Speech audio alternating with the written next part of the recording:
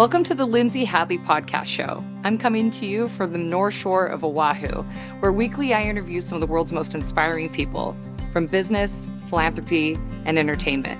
I love collecting humans, and these are some of my favorites I've found along the way. This podcast is brought to us by Capita Financial Network.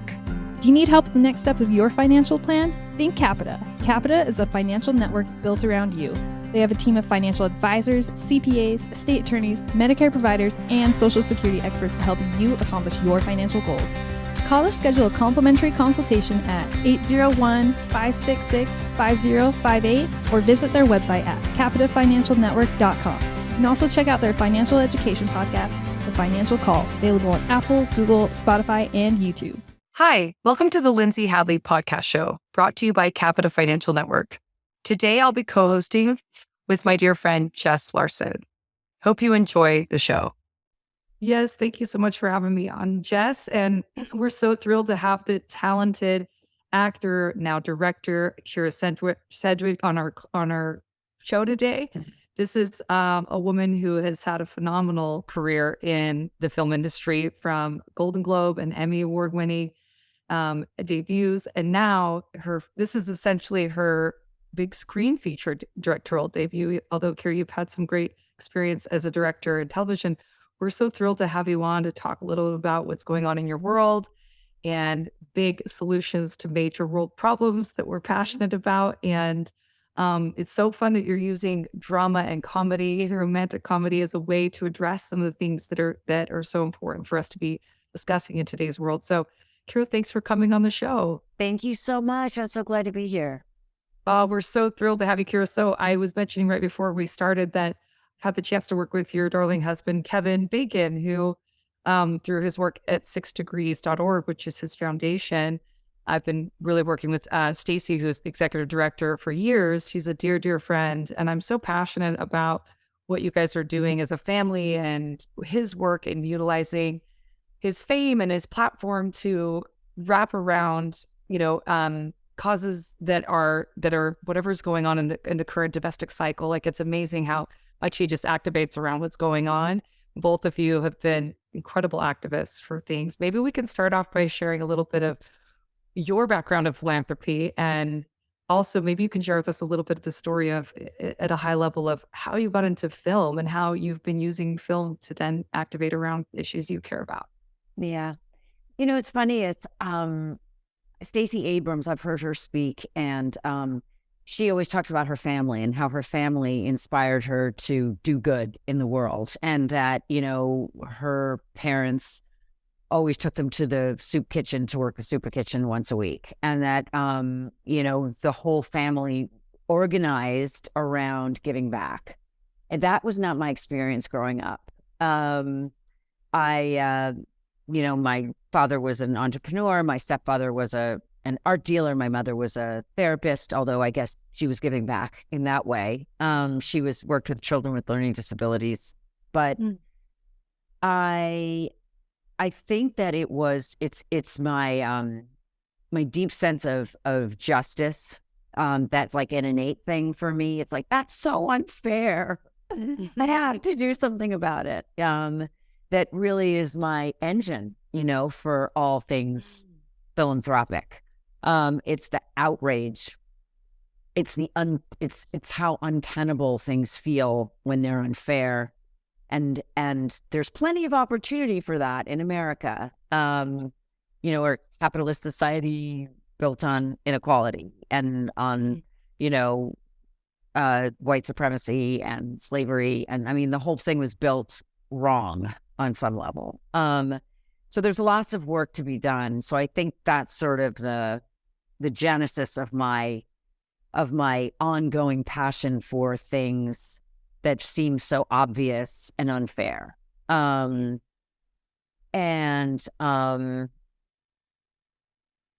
I think that, understanding what was going on in the environmental space 30 years ago when my first son was born, it was out of my own need for his survival that I became infected or compelled to do something.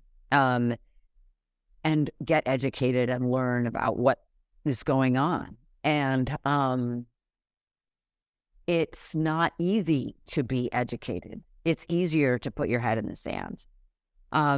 Thank God my soul won't let me do that, because whether I make a difference or not, at least I know I'm fighting the good fight, and I feel like I am fighting the good fight always. Many people would probably disagree with my shows, what I choose to fight about, but I know all I can only do is right for me, and what's right for me is to fight and speak about atrocities and things that are happening in the world and feel like it's my problem. It's funny. I have a member of my family who's like, it's not my problem, not my problem, not my problem. And I'm like, wow, I almost wish I could be like that. I mean, I have like a little bit of, moral outrage and disdain for that.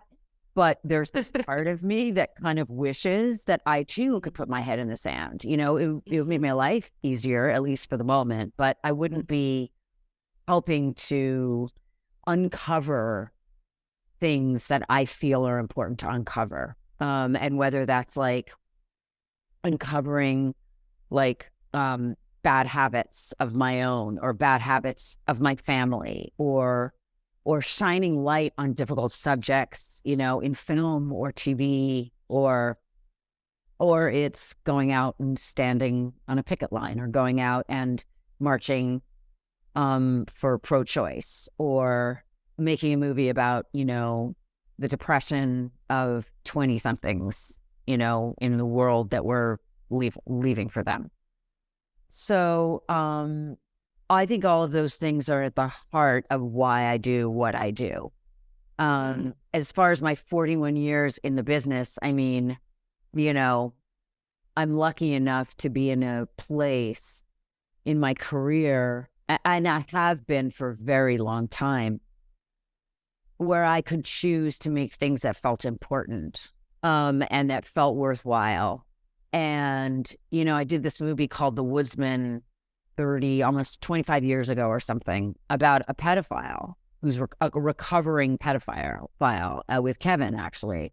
People were like, why did you do that movie? And I'm like, because there are people in the world that are pedophiles. So we need to talk about them. We need to shine a light on it. Like, ignoring it and pretending it doesn't exist and pretending it's not a disease that you can, seek recovery for is like insane to me. Not talking about climate in television movies is insane to me, so I'm not, talking about mental illness, in film and television feels like a calling and something important, for me as well. So anyway, that's a very long answer. No, it's a stunning answer, Kyra. Like, I'm sitting here thinking, it's not lost on me at all that the cost of that integrity that you have, that personal accountability, is a lot bigger for you and your family because you're in the public eye.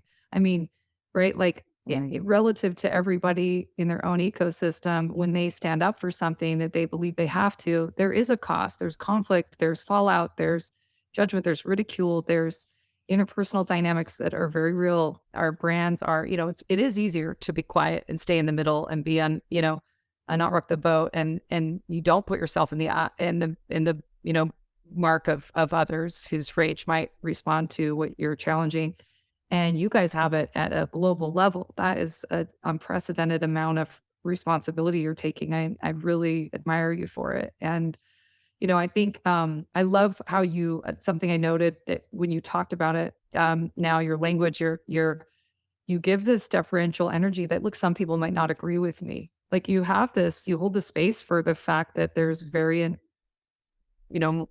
views, and that there's different come froms, but you're saying, this is my truth and I have to have integrity in this. And I'm driven this way. And it comes from a place of love. It comes from a place of care. And I think that shows a lot of your heart. And speaking of your heart, this film, talk about the most stunning cinematography ever. Jess and I were talking about before, these cinematic shots of whether it's the night sky that makes you just feel the wonder and majesty of this universe, or whether it was these, sun setting farm scenes with the beauty of nature. I mean, and then the emotive, like the way you could capture people's eyes and the emotional interpersonal experience that's going on in the film between these characters. What an unbelievable eye you have.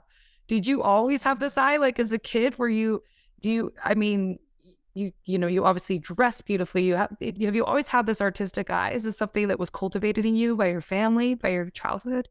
I don't know. I mean, I think that I grew up around a lot of great art. I grew up around, like, my stepfather he bought the first Rothkos and Jasper Johns and Pollocks and Rauschenbergs and Kleins and Gottliebs, and I mean, he had a real eye for that those modern paintings very early on, like he had an incredible eye. So I grew up like kind of in a gallery, our home was his gallery space. And so I definitely grew up around not just art, but great art, empirically great art, like unequivocally great art, so, and we had some best of those paintings. And so I definitely think that seeped into my consciousness in a way that I don't even know. Good ways and bad ways, I think, aesthetically, but also emotionally. But I always had a very keen eye for the truth in film and TV, like when someone was telling the truth. And I the truth of a scene, the truth of a character. I can spot it really quickly. And I think that's sort of my secret sauce around directing, is knowing when I'm seeing the truth and trying to just get at that truth always. And not afraid of the messy, not being afraid of going there, with the dark parts, even when in a sweet, lovely, loving film like this, not being afraid to go deep. So I think that quest for truth, on some level, seeing it as well as being it, has been something that's been, it was innate in me. And yeah, I really wanted to make this a celebration of the planet. I wanted to make it a love letter to the planet, sort of in hopes of like, what could be more, timely and telling than a guy who thinks he can go to Mars and like leave all his problems behind. And yet, the irony of like, I've got he's living on a flower farm, the most beautiful flower farm in, all of the world, in my opinion, definitely in Rhode Island. And he's picking an uninhabitable planet, because he's scared, because his heart's been broken, whether it's seeing the climate change firsthand as a farmer, or it's the loss of a brother. Life is painful and difficult, and the choice that he makes ultimately is, or this whole family makes, is life is painful and difficult, and we wouldn't be anywhere else. Life is painful and difficult, and the planet is suffering. I wouldn't exchange this place for any place in the world, and hopefully, the climate message for me is like, fall in love more with the planet, and then hopefully we will want to take care of it more, Oh, that's so deep and eloquently put. I love it. My friend Ibrahim Al-Sini, who was the executive producer of the film, one of the executive producers, I know he spent his life as an activist. People see him as a lot as like an investor in climate, but like that's just the tool he used to get to the truth as well, right? Like he wanted to find solutions. And I know Jess just adored this film. We were just talking before how much he liked it. But Jess, what does this bring up for you? I'm sure you have tons of questions. Yeah, I definitely do. So I'll be honest. I was going to just skim the movie. Okay. I was like, I need to have some reference. And so I didn't start it till really late last night. And you completely hooked me. So I was up till 2 a.m. watching the whole way through. And I want to talk about the craft of directing, because it's obvious that you have studied the craft. I mean, obviously you get from age 16 on, being an actress, being around the industry and all these things. And then I've heard you talk about like at age 50, you're like, no, I'm going to ready for the next challenge. Like I'm going to do this. And I think about like my growing up years. You have, you're kind of known for being a kind, like I just had to guess you're really a kind person in real life because in so many of your movies that shows up, like I'm thinking about like Heart and Souls back with Robert Downey Jr. and like you're getting this crusty guy to be a better version of himself. I'm like, I know it's a scripted movie, but I feel like there's the real you in there too. And so you've talked about empathy being a superpower for you. And when I'd heard that before watching the movie and then seeing the interactions and your willingness to let there be the discomfort like real life, but then also to be the forgiveness like real life. Can you talk about, you know, taking advantage of your superpower with empathy and really the craft of directing? Yeah, I think that they're very connected, really. I think that you have to fall in love with the characters and you have to fall in love with the story and have a great deal of empathy for the story, and all of the characters, even the, villains, even though there isn't really a villain in this movie, I don't think. You have to fall in love with wanting to tell the story and fall in love with the actors that you hire and want them to feel safe. And the way I think people feel safe is when they feel seen and heard and empathized with and honored for their selfhood. And I think crews feel it when you have empathy for them and understand that they're working hard and they need to be fed and taken care of. And when you treat people well, everybody wins because the crew will like lay down and die for you. And that's kind of, not to be too dramatic about it, but it's kind of like it's every day is really hard on a movie wanting to be this scope and costing as little as it did. We had 21 days, so there's just all hands on deck has to be bringing their best self, and empathy plays into all of it. And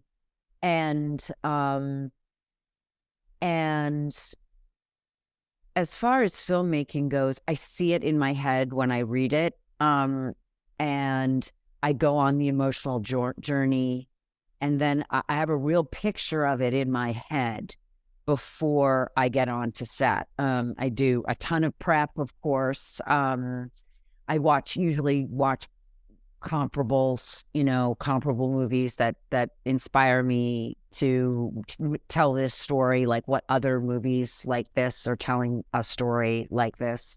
And don't ask me what I watched because I can't remember now. One of them was really surprisingly outside of the box.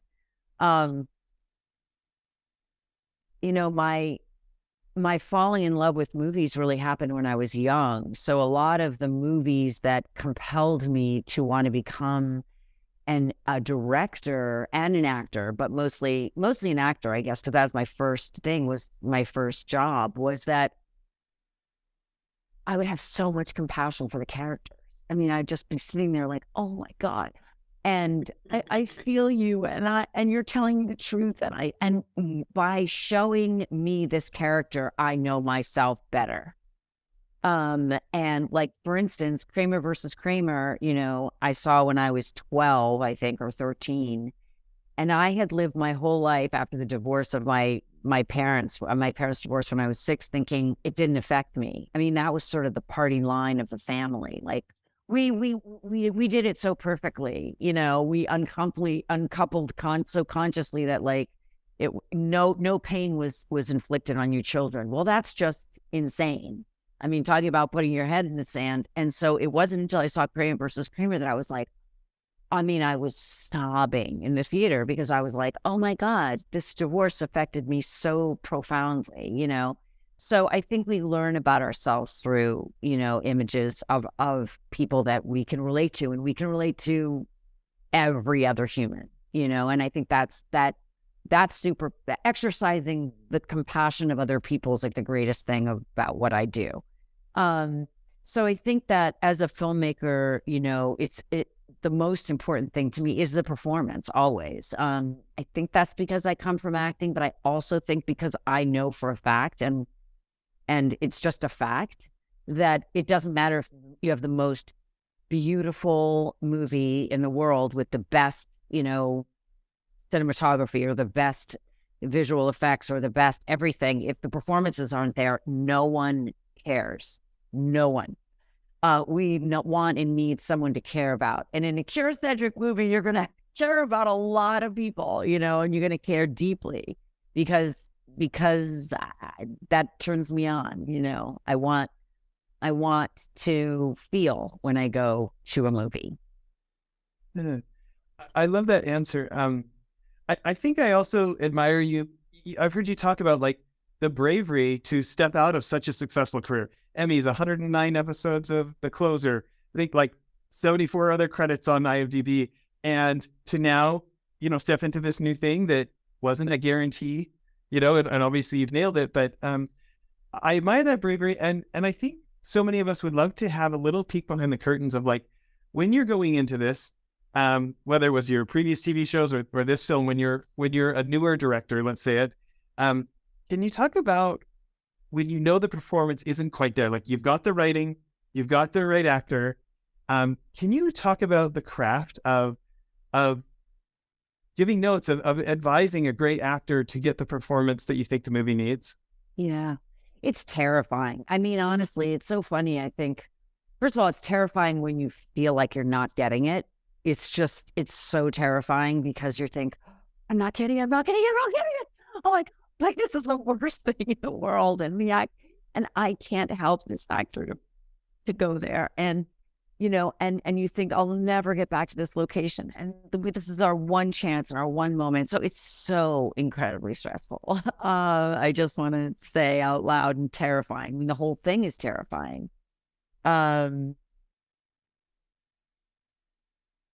I basically throw a lot of ideas around, first, if I try to go in one way, and this happens a lot with younger actors, if I try to go in one way and sort of talk about, character, the character arc, or where we are in the movie, or, sometimes that just doesn't work. Or I can somehow talk about emotional entry points, like when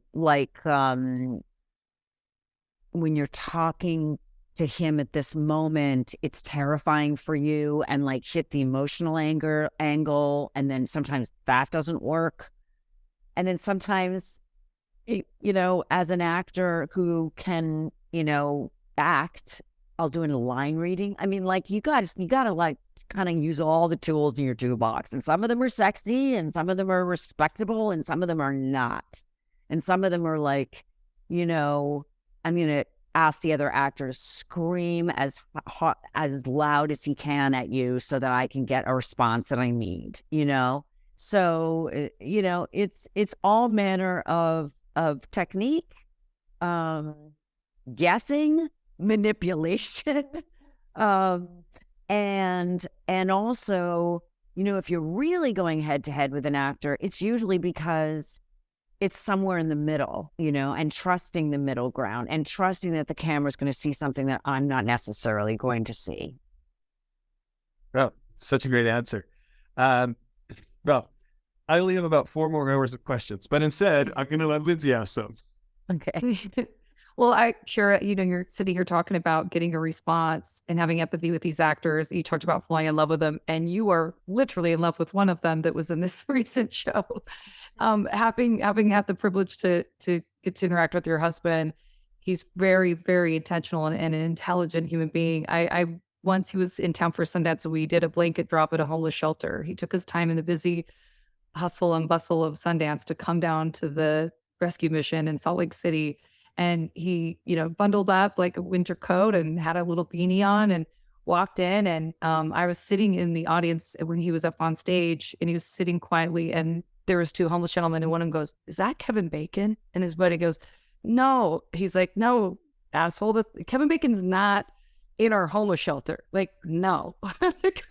So then Kevin stands up and goes, "I am Kevin Bacon. Like, nice to meet you all." And like, the guy punched him and just like celebrated like he won the football, won some football game.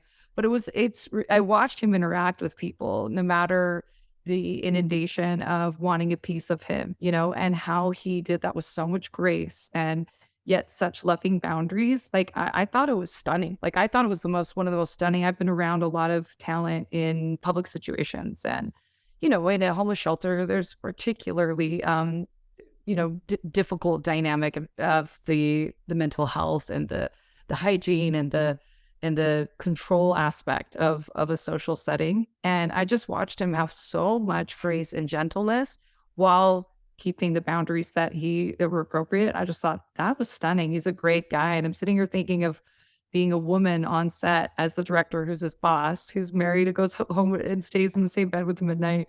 And, telling on myself a little bit, I've worked with my husband as the principal of my consultancy, and he would report to me, so to speak. And it is challenging. And I did not always give him the same grace I gave. In fact, I know I didn't give him the same grace I gave my other employees, which I'm horrified to say. It was hard because we know each other so well and we have these patterns, right? How did you navigate that with Kevin? And did you notice any of that coming up? And did you have cool hacks of how to work with your spouse, especially as a leader? Well, first of all, we have worked together quite a bit in the space of director, actor, director, right? So he did a couple of episodes of Closer, directed, and I directed him in my first movie called Story of a Girl, and he was in that, and then he was in Space Oddity. So we've treaded that world before. We're incredibly respectful of each other in life, we don't bicker a lot. We're not disrespectful, is the only real word I can use it, even like about little things, So I think that really helps, because someone's not going to disrespect you. If they don't really disrespect you at home, they're not going to disrespect you in front of the crew, which is, of course, like the thing you worry about the most, with knowing someone too well. In my opinion, that's what I would worry about most, like that's fine to say at home, but you don't say it here. Well, we don't really do that so much at home. So, we do other things, but so I knew that I was okay there. What I did make sure to flag early on in, when I was doing my first movie was, you have a lot of opinions, as do I, but don't, and I've seen it with other directors, where he's like, why is, okay, I think it would be better if I do it this way. And what I said to him was, like, even questioning, like, why is the camera over there? Like those kinds of things. Because, we've been around a really long time. We're allowed to do those things. We're like, you're allowed to do it anyway, but like, especially allowed to do it when you're the old timer on set, But I said to him, and I knew this before we started our first movie together, I said, if you have an idea that is not the idea that I've set up for, or you want to change something, or you think something's a bad idea, please just take me aside and do it on the down low, because everyone's watching us, you know what I mean, all the time, especially in the beginning, like the first few days, or like, how is this going to be? And then they realize it's nothing to watch here, nothing to see here. It's so boring, you know what I mean?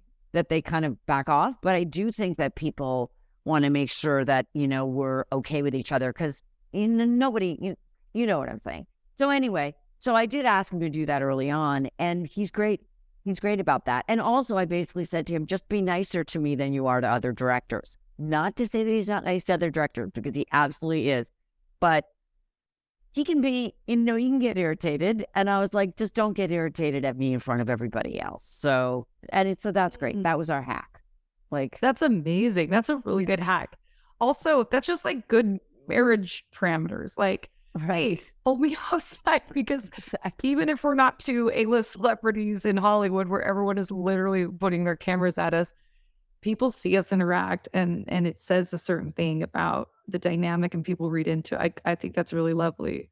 That's amazing. So so this film is available. Where can our listeners go to see this film? With Apple Plus? I think it's on Apple now, and it's on Amazon Prime. It's going to be on Hulu in Okay. July. I think towards like the end of July.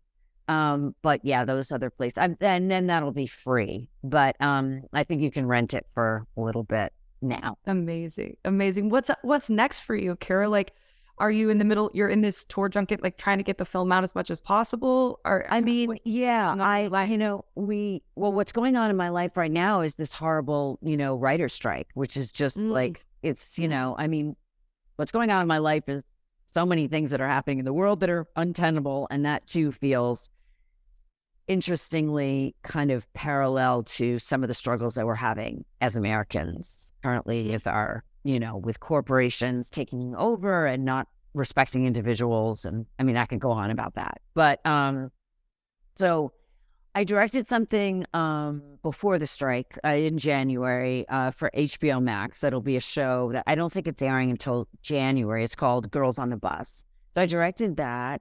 And yeah, and I've just been doing a lot of press for the movie. And I do think that this strike is going to last a while. So I think everyone's going to kind of, be off this summer and, or be, on unemployment this summer. Because I just think that we're really at a crossroads. But yeah. And so if you come into a down season of time, being such an incredible achiever and such a force of energy, It's really hard. I'm terrified. yeah, I was saying it's like a pattern disrupt. Like, what are you gonna do? It's so funny. I love that you call it that. Yeah, no, I definitely, I mean, I was, as everybody was in this business, hoping to do something this summer. I have this incredible piece of acting that I want to do this summer that was going to be, will be a film eventually, and we will shoot it and it will happen. But it's just, everything's on hold because of the strike. So it's scary. It's really scary. I love to be engaged. I love to be obsessed. I love to fall in love with something and get obsessed with it. It's what, feeds me. Right. So I feel sad about that, but there's always work to be done. There's always stuff to be reading, and I have a production company, and we're, becoming ready to do a lot of things. So there's always work to be done, but it is a scary time, I think, in the business, and just scary on a personal note to be, knowing that I'm going to need to be quiet and settled for the next few months. That's awesome. That's amazing. Jess, you are probably, like you said, brimming with more questions. Yeah, I definitely am. But first, I'm going to give a shout out to my sister-in-law, Becky Jones, because when we were getting ready to come to the studio, I was talking to my wife on the phone. She's with our sister-in-law, Becky. And I said, hey, guess what? On the show today with Kyra Sedgwick. But he's like, oh my gosh, I think she has the best hair in the whole world. My wife's like, really? She's like, yeah, she's my hair role model. I was like, that's it. I'm going to tell her. But I want to go back to this directing thing. For me, so often on the show, I get to interview founders who, maybe they've grown their company from a literal garage to over $1 billion now, or sometimes many billions. And they talk about like having to qualify for their job, and they talk about mastery, and like that the version of them that got to this level isn't the version to get to the next level. And so often, as I hear what the role of a life of a director is like, it sounds like the CEO of a crazy startup that's trying to get it all figured out. And so I would love to hear any advice you have, maybe for other directors, as you think about mastering your craft. What do you think about?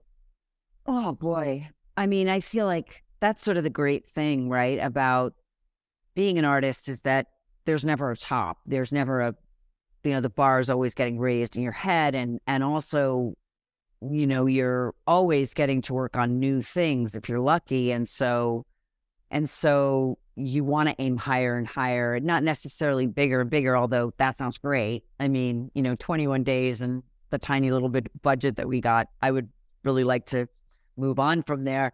But tackling like a bigger story, or in a different way and in a more mature way, I think that's one of the hardest things, is like, knowing that, the movie that I made today of Space Oddity, I love it, but it wouldn't be the movie that I'm going to make in 10 years. And maybe that version might be better. Like there's this part of me that's like, maybe there's a better version in 10 years. And, of course I would never wait because, I'm impatient is my, middle name, but I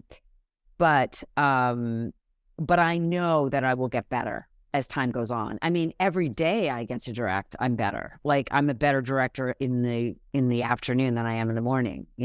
That evening I'm a better director because I get new things that new obstacles that I have to overcome, or new insights that I'm seeing unfold in front of me, or whatever.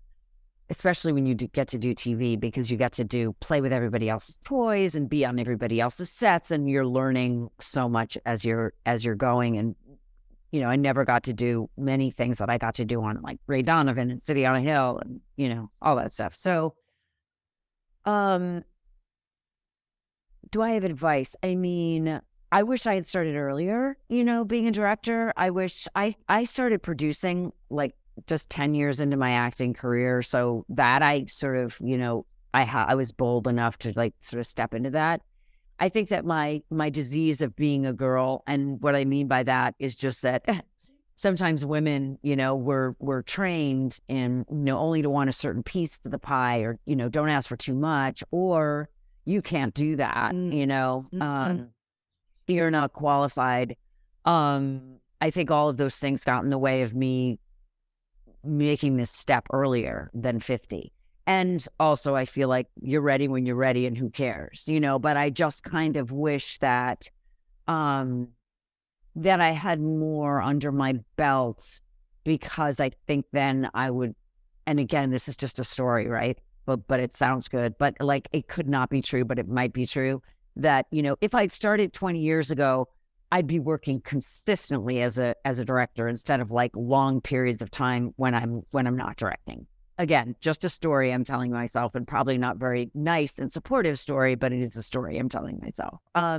So don't tell yourself stories, and just get out there and do it. And what I do think though is that right now with the iPhone, there's no excuse about like making a short. Like make a short, make anything that you can point a camera to, or just do a scene, like cut something on your computer, or take a picture, or do some editing on your phone or whatever. I feel like all the smartphones have the ability to make video and to, edit. So I feel like that's something that, that I would advise. Also watch like all the great films, and there are many lists in the world of like great filmmakers who have made lists of their favorite movies. And, that could be really inspirational. Like Jane Campion has a list of all of her favorite movies. Like if you like Jane Campion, or, or Barry Jenkins, or, so that's like a film school that you can go to on your computer, or on your TV. I'm totally into things like Studio Binder, which is also a website that you can like learn about editing and learn about like what makes a great opening scene. But most of all, I think it's about thinking that you want to tell a story, and that you can tell a story in a unique way, and trusting that, trusting that ability and that desire. If it's what you have, that then no one will tell the story like you. No one will shoot the story like you. And that's worthwhile, Yeah, I love that answer. I am my two teenage daughters. Of course, they don't listen to my show because it's their dad's show, but I'm going to make them listen to this episode because I really want them to hear that message. Thank you for sharing that. And shit is scary, but like do it anyway. Like like the fear's not going to kill you. So what? You're scared. That's okay. You can be scared. Do it anyway. Yeah. Well, I know we're winding down for time. Lindsay, why don't you ask a final question here? Yeah, Kyra, I just, I thought it really struck me when you said this disease of being a woman. And, I know one of the things you've been really passionate about is about women's rights and the equality for anyone who's in a marginalized community of any sort, whether LGBTQ. You recently, have taken strides to try to address some of these things. When you are out there, do you find that and you're having these conversations, one of the things that I found heartbreaking to me as a person who I'm a political moderate, full disclosure, and I'm very left on a lot of social issues, a little more conservative on like financial issues or whatever. But at the end of the day, like what I'm heartbroken about is in this very polarized climate that we're so divisive that these conversations are people just shut down and they feel so blamed and they feel so they don't feel heard, or the empathy that you're describing this with makes people feel safe. And I've found anytime I've ever had my mindset changed or had a paradigm shift, it's because someone gave me the space. Not always, but someone either it hurt so bad that I had to change, or somebody loved me enough and gave me enough empathy to then help me see a better way, right? What have you found are the most useful tools in your position? Because I have to admit that sometimes in the Hollywood realm, the liberal media, it is just like this very, there's an energy that's angry and divisive that comes from that world. And then the right, they also are, totally guilty of that. And it just feels like we're all speaking in silos and preaching to the choir. And it's this, it just, how do we build a bridge? Do you have thoughts about that or feelings or? God, I mean, I definitely have feelings about it. And my feeling is I wish we could. More than anything, because I think you're right. I think in the empathy and the understanding of each other, or at least the willingness not to just blanket think that somebody's utterly wrong because they believe in, they don't want gun control, I think we would have a better path forward. I do think I do think that it has a lot to do with finding out what connects us, with finding out that more things connect us than we think. I have more in common with a mom, who's a conservative right-wing person than I do, things that I don't agree with her about, like there's many ways in which I'm sure that we could come to at least understanding each other's priorities and what feels like a nourishing, safe world that they want to create for their kid, and a safe place to create for their kid. I think there is more that connects us than what separates us. I'm afraid, I fear that people make money on separating us, right? And that's the problem, is that so much is to be gained, again, by these corporations dividing us rather than bringing us together. It's just so heartbreaking. I don't know what the answer is, except to just always lead with kindness. And, when Trump was elected, I was so completely terrified and overwhelmed, and just, it wasn't my person, but my first inclination was not to be rageful, but to go, I want to get on a bus and like go across the country and talk to other people who voted for this guy, and just like talk to them. Because it's like, I need to understand, because with understanding comes some peace for me. So I didn't do that. Sarah Silverman did that. Don Lemon did that, right? But so these are just, I probably have more questions than answers here, but those are just some of the things that I try to think about, and if I were to go to a very conservative state, try to be of service there. You know what I mean? Do what Kevin did, because then, you're meeting people where they are, and being of service is something that I can always do as a famous person, and everyone can do, anybody can do it, but I can also sort of make an impact in a positive way, because I do know that we have a lot of bad, we really have a bad reputation for being, very, very not understanding. That's so it's so tender to hear you talk about this like desire to understand, and thank you for that heart, and thank you for the way you guys lead as a family and what you guys are about. And I've had such a joy getting to be on the peripherals of some of the things you guys are about, and this was so wonderful to interview you. Thank you so much for coming on our show, Kyra. We feel like it was such a treat, and you do win all the awards for the best hair. That's 100% accurate. Thank you. That's so Thanks much. so Thanks for much, coming. guys. Thank you. Thanks. Take care. Have a great day. But You too. Um, Bye-bye. Do you need help with the next steps for your financial plan? Think Capita. Capita is a financial network built around you. They have a team of financial advisors, CPAs, estate attorneys, Medicare providers, and Social Security experts to help you accomplish your financial goals. Call to schedule a complimentary consultation at 801-566-5058 or visit their website at www.capitafinancialnetwork.com. You can also check out their financial education podcast, The Financial Call, available on Apple, Google, Spotify, and YouTube.